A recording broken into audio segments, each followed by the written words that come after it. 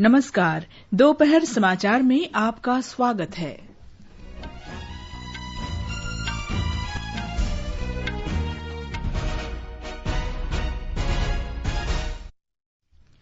वित्त मंत्री निर्मला सीतारामन ने कहा, 32 करोड़ से अधिक लोगों को समय पर 3 अरब 90 करोड़ डॉलर की राशि वित्तीय सहायता के रूप में वितरित की गई है। अंतर्राष्ट्रीय मुद्रा कोष ने कोविड-19 से जूझ रहे देशों की मदद के लिए आपात वित्तीय सहायता दोगुनी करने का प्रस्ताव किया है।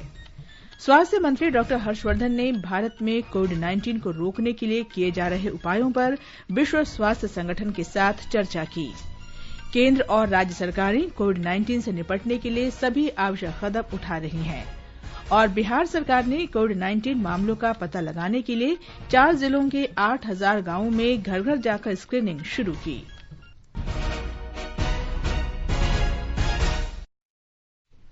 दोपहर समाचार में मैं हूं कनकलता और मेरे साथ हैं मेरे सहयोगी मुकेश कुमार। भारत ने कोविड-19 महामारी के मद्देनजर स्थायी उपायों से वृहद आर्थिक स्थिरता बनाए रखते हुए लोगों के जीवन और उनकी आजीविका सुरक्षित करने में G20 देशों के वित्त मंत्रियों और नियामक बैंक के गवर्नरों की भूमिका पर जोर दिया है। G20 देशों के वित्त मंत्रियों तथा केंद्रीय बैंक के गवर्नरों की दूसरी बैठक के सत्र में वित्त मंत्री निर्मला सीतारामन ने कमजोर वर्ग के लोगों को त्वरित, समयबद्ध और लक्षित सहायता देने में भारत सरकार के उपायों को साझा किया।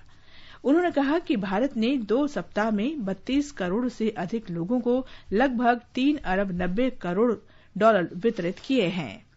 ये वितरण डिजिटल प्रौद्योगिकी के माध्यम से प्रत्यक्ष लाभ अंतरण पर विशेष ध्यान देते हुए किया जा रहा है, ताकि सार्वजनिक स्थलों पर लाभार्थियों का आपस में संपर्क कम से कम हो सके। श्रीमती सीतारामन ने वित्त मंत्रियों और केंद्रीय बैंक के गवर्नरों से कहा कि भारत को वित्तीय समावेशन के दूरदर्शी उपायों का अब फायदा हो रहा है, जो कि प्रधानमंत्री नरेंद्र मोदी द्वारा शुरू किए गए सुधार उपायों का हिस्सा है। वित्त मंत्री ने यह भी कहा कि भारत सरकार, रिजर्व बैंक और अन्य एजेंसियों द्वारा शुरू किए गए मौद्रिक नीति उपायों से आर्थिक गतिविधियां शुरू करने में मदद मिली है। विश्व स्वास्थ्य संगठन के प्रमुख टेड्रोस अधनॉम घेब्रेयेसस ने संगठन के साथ भारत के सहयोग की सराहना करते हुए कहा है कि वो कोविड-19 पर भी उसी प्रकार नियंत्रण पा लेगा जिस प्रकार वो पोलियो के उन्मूलन में सफल रहा है। संगठन ने कहा है कि वो भारत के स्वास्थ्य तथा परिवार कल्याण मंत्रालय के साथ मिलकर काम करेगा, जिससे उसे कोविड-19 विश्व महामारी से निपटने में मदद मिलेगी। विश्व स्वास्थ्य संगठन के प्रमुख ने ट्वीट कर कहा है कि संगठन का राष्ट्रीय निगरानी नेटवर्क कोविड-19 की प्रभावी रूप से निगरानी करेगा।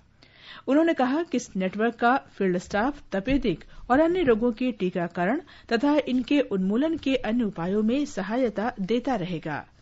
श्री टेड्रोस ने स्वास्थ्य तथा परिवार कल्याण मंत्री डॉ. हर्षवर्धन के नेतृत्व और संगठन के साथ सहयोग के लिए उनका आभार व्यक्त किया। डॉ. हर्षवर्धन ने कल विश्व स्वास्थ्य संगठन के साथ वीडियो कॉन्फ्रेंस की। उन्होंने कहा कि भारत सरकार की समय पर की गई कार्रवाई से नोवल कोरोना वायरस से कारगर ढंग से निपटने में मदद मिली है और वह दुनिया के अन्य देशों से बेहतर स्थिति में है। डॉ. हर्षवर्धन ने कहा कि विश्व स्वास्थ्य संगठन कोविड-19 के खिलाफ महत्वपूर्ण भागीदार है और भारत उसके योगदान और महत्व को समझता है। Right now, we are quite well placed in the sense that we know our enemy. We also know where our enemy is.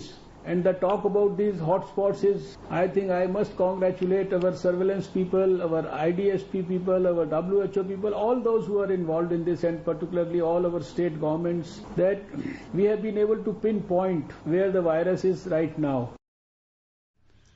अंतर्राष्ट्रीय मुद्रा कोष ने कोविड-19 से संघर्षरत देशों की मदद में कर्ज देने के लिए 10 खरब अमरीकी डॉलर की अपनी पूरी क्षमता लगाने का प्रस्ताव किया है। कोविड-19 महामारी को विशेष संकट बताते हुए अंतर्राष्ट्रीय मुद्रा कोष की प्रमुख क्रिस्टालिना जियोर्जीवा ने कहा है कि विश्व सबसे बड़ी मंदी के दौर से गुजर रहा है। उन्होंने वाशिंगटन में अंतर्राष्ट्रीय मुद्रा कोष और विश्व बैंक की पहली बैठक के आरंभ में संवाददाताओं को आपात वित्तीय सहायता दोगुना करने के बारे में जानकारी दी। मुद्रा कोष बोर्ड ने 25 सबसे गरीब सदस्य देशों को ऋण की पहले ही मंजूरी दे दी है। मुद्रा कोष की प्रमुख ने इस बात पर संतोष व्यक्त किया कि G20 देशों के वित्त मंत्रियों की बैठक के दौरान गरीब देशों को अधिक से अधिक धनराशि देने पर सहमति हुई है। अमेरिका के राष्ट्रपति डोनाल्ड ट्रंप ने कहा है कि देश कोरोना वायरस महामारी के सबसे बुरे दौर से निकल चुका है और अर्थव्यवस्था दोबारा शुरू करने के लिए कल निर्देश जारी करेंगे। उन्होंने कहा कि इसके लिए संघर्ष जारी है, लेकिन आंकड़ों से पता चलता है कि अमेरिका में नए संक्रमित मरीजों की संख्या ज्यादा नहीं बढ़ रही है। श्री ट्रंप ने इसे उत्साहजनक बताया। अमेरिका में नोवल कोरोना वायरस से अब तक 6,19,000 लोग संक्रमित हुए हैं और 27,758 लोगों की मौत हुई है। विश्व स्वास्थ्य संगठन WHO ने कहा है कि वो समय आने पर नोवल कोरोना वायरस महामारी से निपटने की अपनी रणनीति की समीक्षा करेगा। अमेरिकी राष्ट्रपति डोनाल्ड ट्रंप की ओर से संगठन की आलोचना के बाद WHO का ये बयान आया है। अमेरिकी राष्ट्रपति ने संगठन को दिए जाने वाले अनुदान पर भी रोक लगा दी है। WHO प्रमुख टेड्रोस अधनोम ने जिनेवा में वर्चुअल संवाददाता सम्मेलन में कहा कि निसंदेह सुधार के क्षेत्रों की पहचान की जाएगी और जो भी सबक हमें मिले हैं उनसे सीखा जाएगा। संयुक्त राष्ट्र महासचिव अंतोनियो गुतरश ने अफ्रीकी देशों से कोरोना वायरस महामारी से निपटने के प्रयास तेज करने को कहा है। उन्होंने चेतावनी दी है कि ऐसा न करने से इन देशों को बहुत परेशानी का सामना करना पड़ सकता है। पूर्णबंदी के कारण भारत में फंसे 41 पाकिस्तानी नागरिक आज अटारी वाघा सीमा से वापस लौटेंगे। दिल्ली में पाकिस्तान के उच्चायुक्त ने उन्हें स्वदेश भेजने में सहायता के लिए विदेश मंत्रालय से अनुरोध किया है। हमारे संवाददाता ने बताया है कि इन नागरिकों की चिकित्सा जांच की जा रही है। चीन ने आज भारत को 6,50,000 जांच किट भेजी हैं। इनमें रैपिड एंटीबॉडी टेस्ट और RNA एक्सट्रैक्शन किट शामिल हैं। चीन में भारत के राजदूत विक्रम मिस्त्री ने ट्वीट कर बताया कि ये किट आज सवेरे क्वांगचो हवाई अड्डे से रवाना की गई हैं। ये किट आज भारत पहुंचेंगी। रैपिड जांच किट का इस्तेमाल कोविड-19 से अधिक प्रभावित क्षेत्रों में किया जाता है। सूत्रों ने बताया कि विदेश मंत्रालय अन्य देशों से महत्वपूर्ण चिकित्सा सामग्री की आपूर्ति सुनिश्चित करने के सरकार के प्रयासों के अंतर्गत सक्रियता से कार्य कर रहा है। असम सरकार ने कल चीन से 50,000 व्यक्तिगत प्रतिरक्षण उपकरण आयात किए। स्वास्थ्य मंत्री हिमंत बिस्व शर्मा और स्वास्थ्य राज्य मंत्री पीयूष हजारिका ने बोरझार हवाई अड्डे पर चीन से आई किट प्राप्त की। शर्मा ने कहा कि इन उपकरणों को डॉक्टरों और नर्सों को दिया जाएगा जो कोविड-19 से 24 घंटे लड़ रहे हैं। असम में 32 मामलों की पुष्टि हुई है, जिनमें से कल 2 ठीक होकर अपने घर चले गए और इन्हें 14 दिन के क्वारंटीन में रखा गया है। ये समाचार आकाशवाणी से प्रसारित किए जा रहे हैं। ताजा समाचार जानने के लिए आप हमारे Twitter handle @AIR News Hindi को फॉलो कर सकते हैं। ये आकाशवाणी है। देश भर में अब तक कोविड-19 के कुल 11,933 मामले सामने आए हैं। इनमें से 1,343 रोगियों को उपचार के बाद अस्पतालों से छुट्टी दे दी गई है, जबकि 392 लोगों की इस बीमारी से मौत हुई है। स्वास्थ्य मंत्रालय ने बताया कि देश के जिलों को 3 श्रेणियों में बांटा गया है। अब तक 170 हॉटस्पॉट जिले और 207 गैर हॉटस्पॉट जिलों की पहचान की गई है। देश के हर जिले उसको hotspot district, non hotspot district लेकिन वहां पर केसेज रिपोर्ट हो रहे हैं और ग्रीन जोन डिस्ट्रिक्ट जहां पर की कोई केसेज नहीं आए हैं उसमें बांटा गया है। हॉटस्पॉट डिस्ट्रिक्ट का मुख्य क्राइटेरिया है वह जिले जहां पर या तो ज्यादा केसेज आ रहे हैं या दूसरे शब्दों में कहें तो डबलिंग रेट ऑफ केसेज वहां पर कम है। मंत्रालय ने जिलों से कहा है कि वो कोविड-19 के रोगियों के लिए विशेष अस्पताल, स्वास्थ्य केंद्र और उपचार केंद्र बनाएं। गृह मंत्रालय ने बताया है कि जो जगह हॉटस्पॉट या विशेष रोकथाम वाले क्षेत्र घोषित नहीं किए गए हैं, वहां आवश्यक वस्तुओं और सेवाओं की उपलब्धता के बारे में छूट देने का आदेश जारी किया गया है।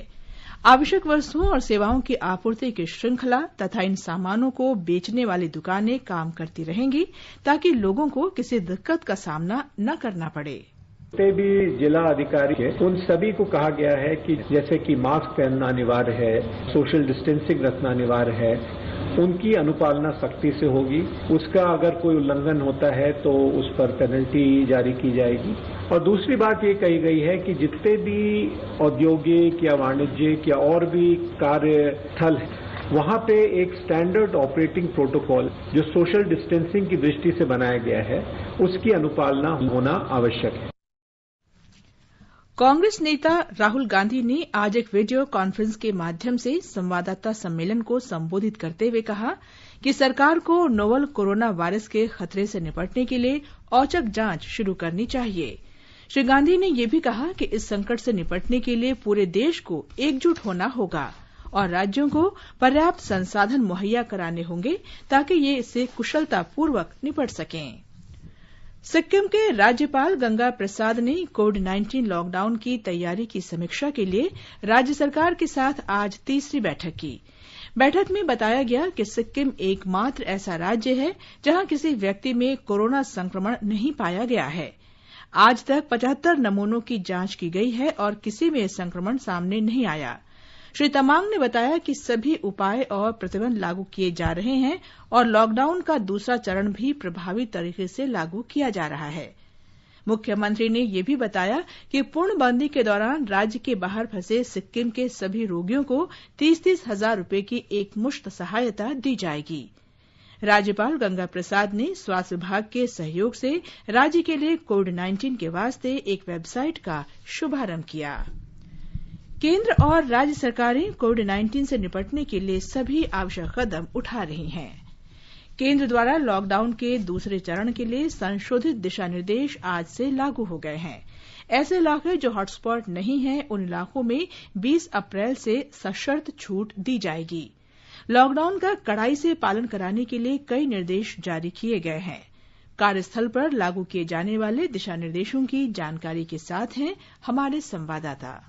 सभी कार्यस्थलों पर आगंतुकों और कर्मियों के तापमान के जांच की व्यवस्था अनिवार्य है। कार्यालय में सुविधाजनक स्थानों पर सैनिटाइजर की उपलब्धता भी सुनिश्चित करनी होगी। प्रत्येक कार्यस्थल संपूर्ण सैनिटाइजेशन सुनिश्चित करने के लिए हर शिफ्ट के दरमियान 1 घंटे का अंतराल सुनिश्चित करेंगे। सेवा कर्मियों को एक साथ भोजन अवकाश नहीं दिया जाना चाहिए और साथ ही साथ उनके बैठने की व्यवस्था निश्चित करते समय सीटों के बीच कम से कम 1 मीटर की दूरी का ध्यान रखना आवश्यक होगा। 65 वर्ष से अधिक उम्र वाले या फिर मधुमेह, रक्तचाप, किडनी संबंधित समस्याओं से पूर्व ग्रसित कर्मियों को घर से ही काम करने की छूट दी जानी चाहिए। 5 वर्ष से कम आयु के बच्चों के माता पिता को भी घर से काम करने के लिए कहा जाना चाहिए। सभी कर्मचारियों के लिए आरोग्य सेतु मोबाइल ऐप के उपयोग को प्रोत्साहित किया जाना चाहिए। कार्यालयों में आयोजित बैठकों में कम से कम लोगों की संलिप्तता भी सुनिश्चित की जानी चाहिए। सुरक्षित रहें और नवीनतम जानकारी के लिए आकाशवाणी समाचार से जुड़े रहें। आनंद चतुर्वेदी, आकाशवाणी समाचार, दिल्ली। केंद्र द्वारा लॉकडाउन के दूसरे चरण के लिए वित्त क्षेत्र में लागू किए गए दिशा निर्देशों की जानकारी के साथ हैं हमारे संवाददाता।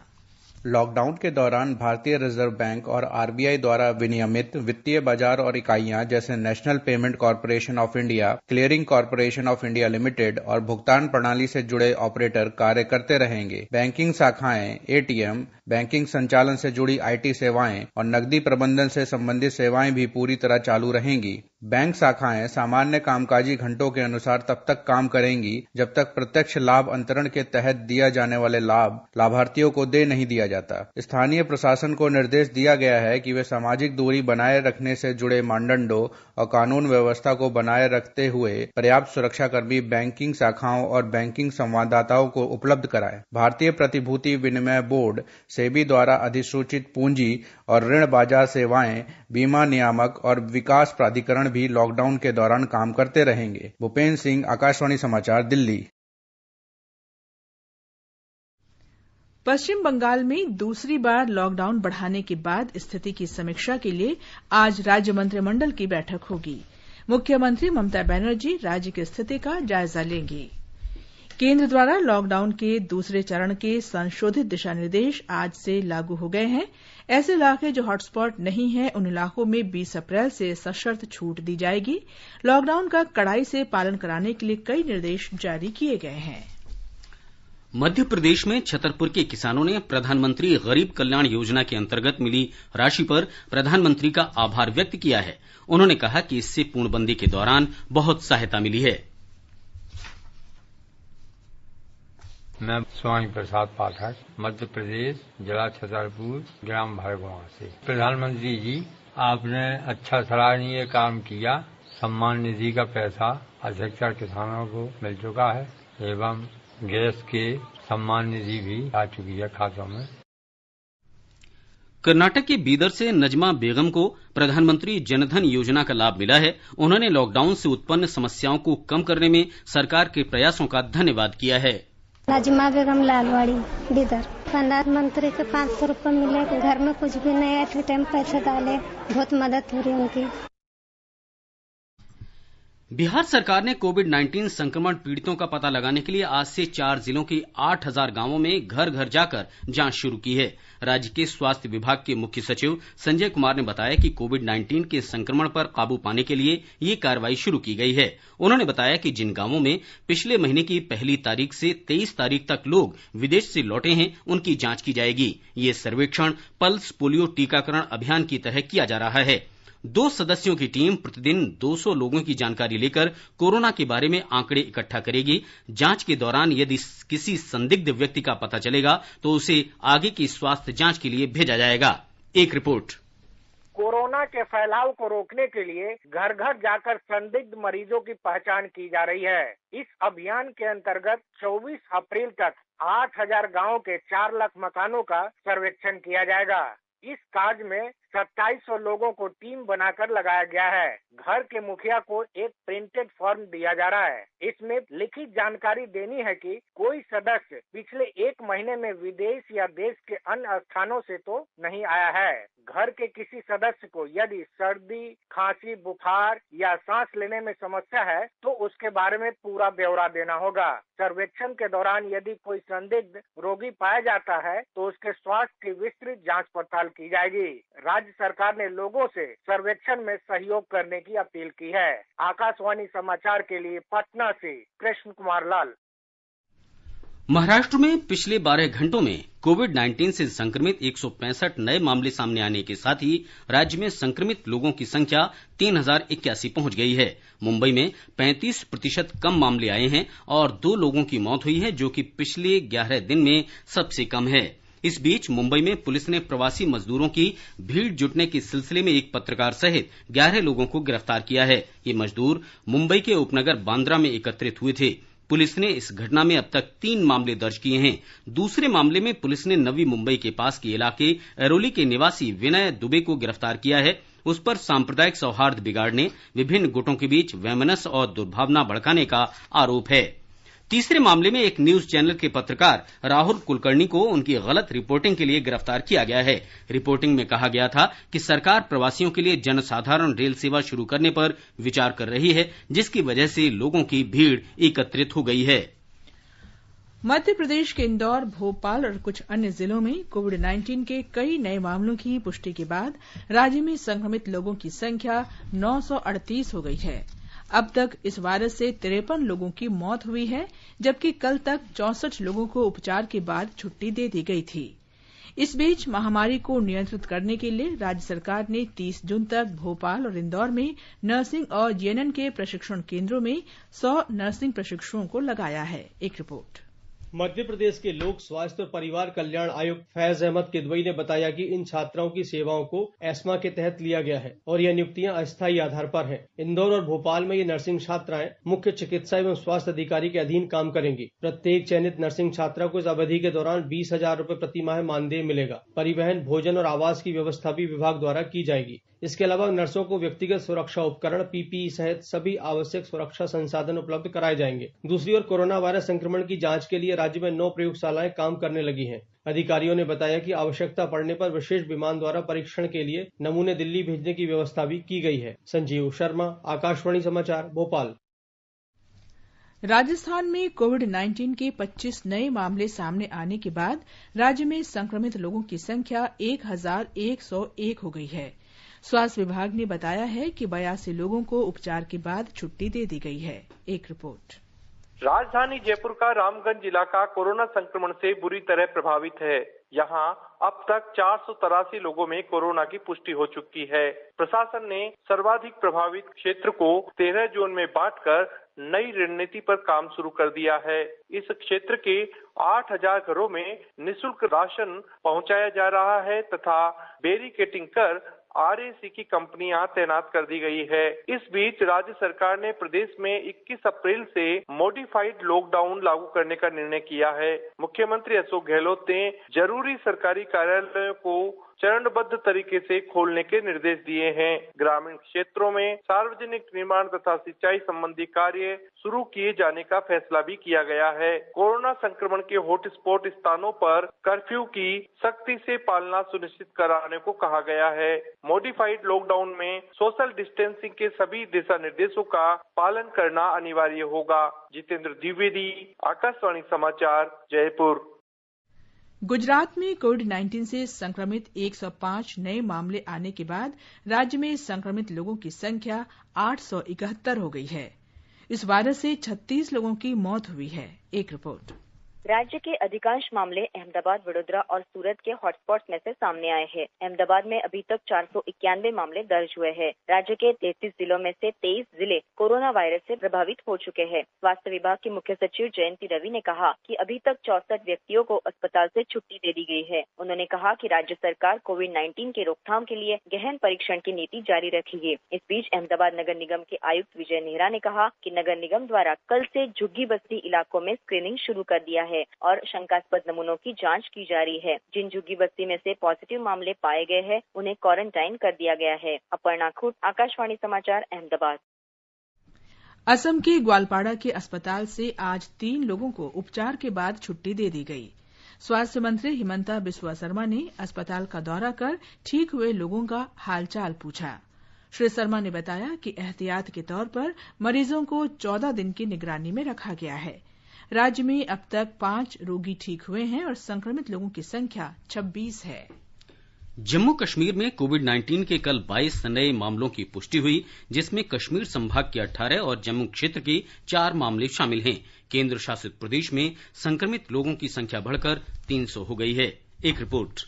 यदि कल कश्मीर घाटी में 18 और पॉजिटिव मामलों की वृद्धि दर्ज की गई है तो एक अच्छी खबर यह भी है कि 6 संक्रमित रोगियों, जिसमें सिक्किम सोवरा के 4 और जिला अस्पताल पुलवामा के 2 को स्वस्थ होने के बाद छुट्टी दे दी गई है। तो यहाँ कश्मीर की जनता को आशा की किरण दिखाई देती है कि अगर एक संक्रमित व्यक्ति भी क्वारंटीन प्रक्रिया का सख्ती से पालन करे तो निश्चित ही इस महामारी के प्रकोप से वे ठीक हो सकता है। आकाशवाणी समाचार के लिए श्रीनगर से मैं सुनील कोल। अंडमान निकोबार में नोवल कोरोना वायरस संक्रमण रोकने के लिए 10 लाख की आबादी पर लगभग 2500 नमूनों की जांच की जा रही है। अंडमान निकोबार द्वीप समूह में अब तक नोवल कोरोना वायरस के 11 मामलों की पुष्टि हुई है, जिनमें से 10 मरीज ठीक हो चुके हैं। नोवल कोरोना वायरस के संक्रमण के बीच आशा की किरण भी दिखाई दे रही है और उपचार के बाद ठीक होने वाले रोगियों की संख्या दिन ब दिन बढ़ रही है। देश में संक्रमित लोगों की संख्या 11,933 पहुंच गई है और इसमें लगातार बढ़ोतरी हो रही है, लेकिन इस बीच अब तक 1,334 लोग उपचार के बाद स्वस्थ हो गए हैं। एक रिपोर्ट। 25 मार्च को जब भारत में लॉकडाउन लागू किया गया था, उस समय तक कुल 606 मामलों में से 43 मरीज कोरोना वायरस के संक्रमण से ठीक हो चुके थे, जो कि कुल मामलों का 7% था। शुरुआती लॉकडाउन के पिछले 21 दिनों में यह आंकड़ा बढ़कर अब 11.26% हो गया है। स्वास्थ्य और परिवार कल्याण मंत्रालय के आंकड़ों से पता चलता है कि अंडमान और निकोबार द्वीप समूह में 91% मरीज कोरोना से ठीक हो चुके हैं, जो कि देश भर में सर्वाधिक है। यहाँ अब तक 11 में से 10 मरीज ठीक हो चुके हैं। गोवा में भी मरीजों के ठीक होने की दर 71% है। लद्दाख ने भी ठीक होने वाले मरीजों के मामले में अच्छा प्रदर्शन किया है और यहाँ 59% रोगी अब तक ठीक हो चुके हैं। इसके बाद केरल का नंबर आता है, जहाँ ठीक होने वालों की दर 54% है। केरल में कुल 387 मामलों में से 211 रोगी अब तक ठीक हो चुके हैं। भूपेंद्र सिंह, आकाशवाणी समाचार, दिल्ली। आगे बढ़ने से पहले मुख्य समाचारों पर एक नजर। वित्त मंत्री निर्मला सीतारामन ने कहा, 32 करोड़ से अधिक लोगों को समय पर 3 अरब 90 करोड़ डॉलर की राशि वित्तीय सहायता के रूप में वितरित की गई है। अंतर्राष्ट्रीय मुद्रा कोष ने कोविड-19 से जूझ रहे देशों की मदद के लिए आपात वित्तीय सहायता दोगुना करने का प्रस्ताव किया है। स्वास्थ्य मंत्री डॉक्टर हर्षवर्धन ने भारत में कोविड-19 को रोकने के लिए किए जा रहे उपायों पर विश्व स्वास्थ्य संगठन के साथ चर्चा की है। केंद्र और राज्य सरकारें कोविड-19 से निपटने के लिए सभी आवश्यक कदम उठा रही हैं और बिहार सरकार ने कोविड-19 मामलों का पता लगाने के लिए 4 जिलों के 8,000 गांवों में घर घर जाकर स्क्रीनिंग शुरू की। ये समाचार हमारी वेबसाइट newsonair.com और हमारे मोबाइल ऐप newsonair/hindi पर भी उपलब्ध हैं। दोपहर समाचार में आपका फिर स्वागत है। आकाशवाणी का समाचार सेवा प्रभाग कोविड-19 पर विशेषज्ञ राय कार्यक्रम में जाने माने चिकित्सा विशेषज्ञों के विचार प्रस्तुत कर रहा है। दिल्ली के जीबी पंत अस्पताल के डॉक्टर संजय पांडेय ने बताया है कि देश में जांच की संख्या बढ़ने के कारण मरीजों की संख्या में बढ़ोतरी हुई है।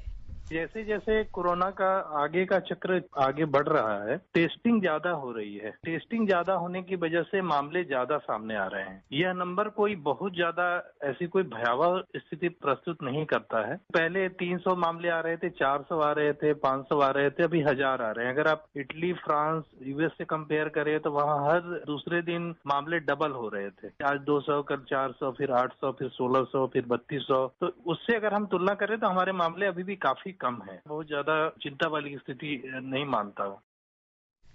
आकाशवाणी से बातचीत करते हुए जन स्वास्थ्य प्रतिष्ठान के अध्यक्ष डॉक्टर एस रेड्डी ने कहा कि लॉकडाउन कोविड-19 वायरस के संक्रमण दर को प्रभावशाली ढंग से कम कर रहा है। लॉकडाउन को अगर हम कम करना चाहें तो तभी भी हमें उसको एक हल्की रफ्तार से करनी चाहिए, एकदम सा नहीं, क्योंकि अभी भी ये वायरस का खतरा मंडरा रहा है और जितना हम लोगों को बचा सकें ये वायरस के प्रभाव से उतना बेहतर है। इसीलिए धीरे धीरे ही हमें ये लॉकडाउन को हटाना चाहिए, एकदम से नहीं।